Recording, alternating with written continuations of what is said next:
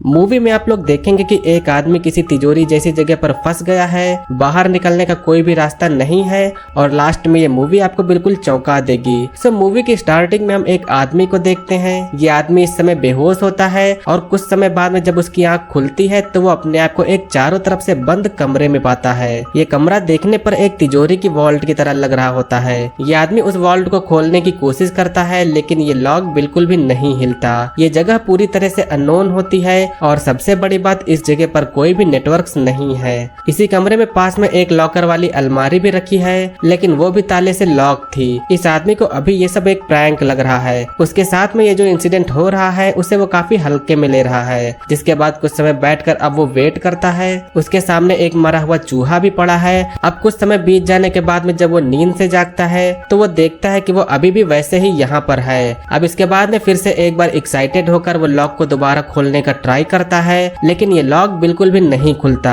अब इस आदमी का पेशेंस बिल्कुल ही खत्म हो चुका था लेकिन उसके ये सब हरकत करने से कुछ भी होने वाला नहीं है। अब इसी तरह ये दिन बीत जाता है और अगला दिन आता है। उस चूहे के शरीर में मैगट्स पड़ चुके थे और जब उस शख्स की आंख खुलती है तो वो काफी परेशानी में लगता है। उसने काफी देर से कुछ खाया नहीं है तो उसे भूख लगी हुई है और साथ में उसे काफी तेज प्यास भी लगी है।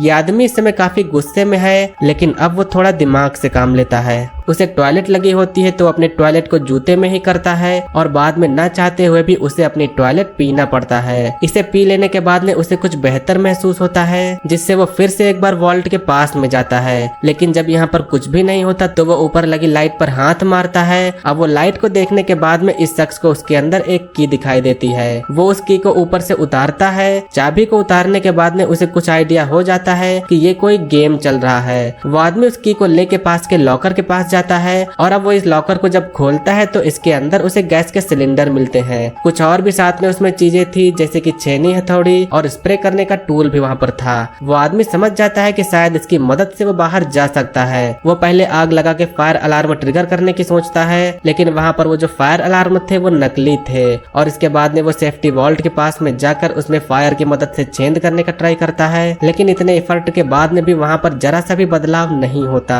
अब फिर से वो लॉकर के पास में गुस्से में जाकर उस पर हथौड़े से मारता है क्योंकि उसके इतने एफर्ट करने के बाद भी वो यहाँ पर अभी भी फंसा हुआ है। इन सब चीजों को छोड़ के अब उसके पास छीनी और हथौड़े की मदद से इस दीवार को तोड़ के जाने का ही रास्ता बचता है। वो अब दोनों टूल की मदद से इस मजबूत दीवार में सुराख करने लगता है लेकिन ये जितना इजी लग रहा था ये उतना है नहीं। वो आदमी काफी परेशान होते हुए बस यही सोचते हुए कि आखिरकार वो यहाँ पर कैसे आया और उसको यहाँ पर लाने में किसका हाथ है, ये सब सोचते हुए वो सुराख करना कंटिन्यू रखता है। अब काफी देर से लगातार काम करने के बाद में वो काफी थक जाता है। उसे काफी भूख लगी है जिससे कमजोरी के कारण उसकी सांसें फूलने लगती हैं। वो पास के उसी ऑक्सीजन गैस सिलेंडर के पास जाता है और उसमें से ऑक्सीजन निकालकर सांस लेता है तो उसे अब कुछ अच्छा फील होता है। थोड़ा सा रेस्ट करने के बाद में वो अब कुछ खाने की सोचता है। उसके सामने बस यहाँ पर एक मरा हुआ चूहा पड़ा हुआ था जिसके बाद में न चाहते हुए भी उसे चूहे के अंदर पड़े हुए कीड़ों को खाना पड़ता है। एक बार फिर से वो जूते में टॉयलेट करके उसे पीता है और फिर इसके बाद में फिर से एक बार सुराख करने के लिए काम पर लग जाता है। अब लगातार काफी देर तक काम करने पर उसे दीवार के बीच में पड़ी हुई सरिया दिखाई देती हैं। वो फायर की मदद से उन सरियों को काट लेता है। इससे उसे ये पता चलता है कि इस गैस सिलेंडर का यूज इन सरियों को काटने के लिए ही था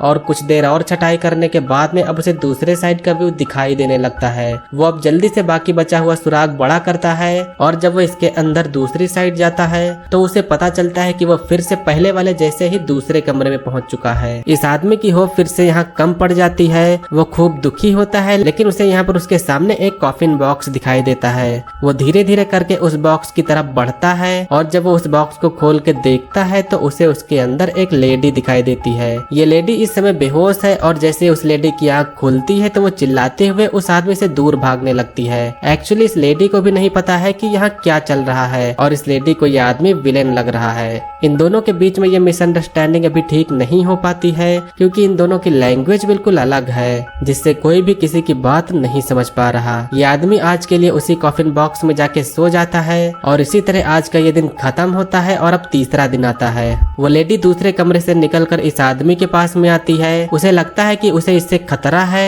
लेकिन उसे यहाँ पर जल्दी रियलाइज हो जाता है कि ये आदमी बुरा नहीं है। दोनों की भाषाएं बिल्कुल ही अलग है तो दोनों की अंडरस्टैंडिंग भी सेम नहीं हो पाती है। लेकिन फिर बाद में वो आदमी इशारा करके कहने की कोशिश करता है कि हमें हमें यहाँ से निकलने के लिए छीनी हथौड़े की मदद से इस दीवार में सुराग करना होगा। उस आदमी के पास में इतनी ताकत नहीं बची होती है कि वो अकेले ही ये कर पाए, जिससे वो उस लेडी की हेल्प लेता है। लेकिन इस हेल्प से कुछ होने वाला नहीं है। वो औरत भी साथ में धीरे धीरे सुराग करने की कोशिश करती है, क्योंकि इसके अलावा इनके पास में कोई और उपाय नहीं है। अब तभी उस लेडी को टॉयलेट लगती है। वो जल्दी से पहले वाले सुराग से दूसरे कमरे में जाती है, लेकिन यहाँ जो आदमी था वो जान चुका था, जिससे वो उस लेडी को ऐसे ही टॉयलेट करने से मना करता है। वो उस कमरे में जाकर उस लेडी के सामने अपना जूता रखता है और कहता है कि तुम्हें इसमें टॉयलेट करना होगा। ये लेडी ये बात जान के पहले हैरान होती है, वो ऐसा नहीं करना चाहती है, लेकिन बाद में अब जब यहाँ पर कोई भी रास्ता नहीं बचता है तो वो जूते के अंदर अपना टॉयलेट करती है और फिर इसके बाद में वो आदमी उसके टॉयलेट को पीता है। इसके अलावा यहाँ पर कुछ भी पीने को नहीं है, इसीलिए वो उस लेडी को भी इसे पीने को कहता है। इसके बाद में वो आदमी खाने के लिए फिर से चूहे के मैगेट्स को खाता है, लेकिन उस लेडी को ये देखकर ही उल्टी जैसा फील होने लगता है।